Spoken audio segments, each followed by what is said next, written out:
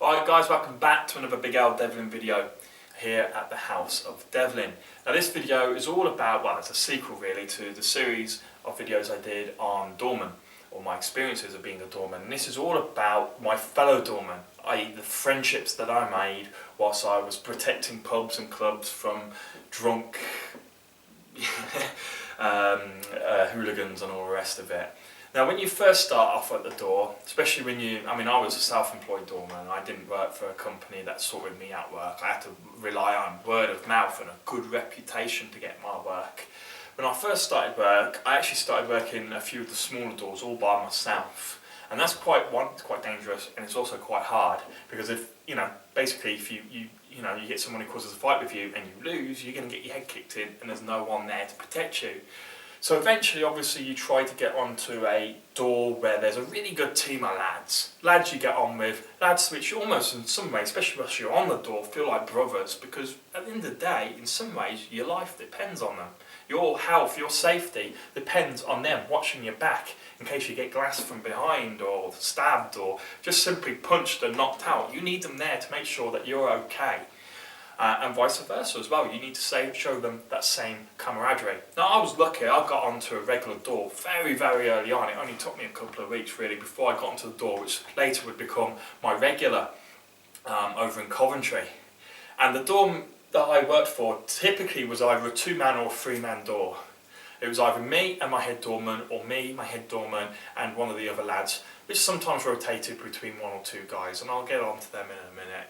But for me, my head doorman, I was so lucky to have such a guy that I got on well with. Honestly, we had such a connection in many ways. He felt like having a guard dog with you the whole time. Even when we were standing at separate ends of the room and we were watching the people, you always knew that I had one eye on him and he always had one eye on me. We always watched one another's backs, and that felt so comfortable. It felt so natural with this guy. You really need a good connection to your head doorman at the very least, and the rest of the guys on your team.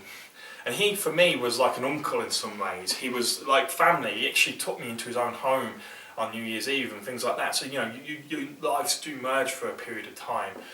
Now that's not to say he was perfect. In fact, he was a damn right miserable bastard at times, and he was renowned for it. He would cause several fights all by himself when there was no need. He was just in a bad mood and he wanted a fight and he started it. But you knew damn well that your responsibility was to watch his back and get stuck in there, even though you know he caused the fight.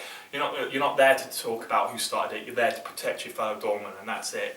He used to have this game where he gets his cigarette, and basically there was this lamppost opposite where we worked, and he'd flick his cigarette, and if he hit the lamppost, he'd have to go and get the drinks for all the guys. And if he missed, then if he missed the lamppost, he'd have to go get it. If he hit it, one of us would have to go instead. Things like that.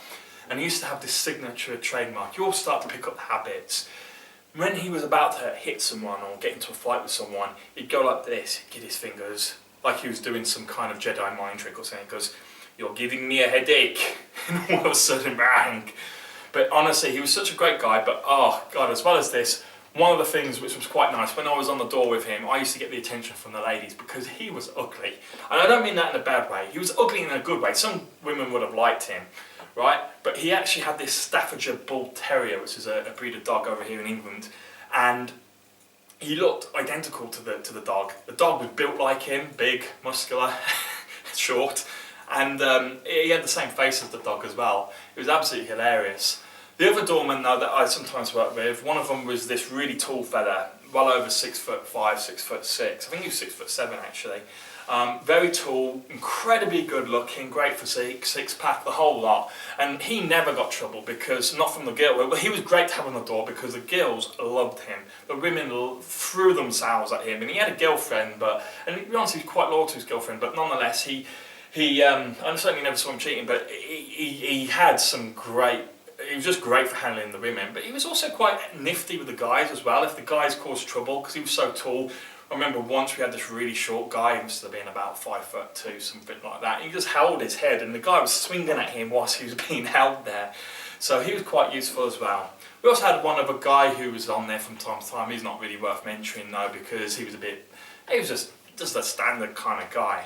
But to finish off my little story of comradeship between Doormen, I mean, they were my main team, but occasionally I went to work at another pub down the road from there, especially if I was doing a double shift. I'd work from 8 to 12 at that one pub, and then from 12 to 4 at the other pub, that kind of thing, right? And at the other pub, the staff always changed, because the management was awful.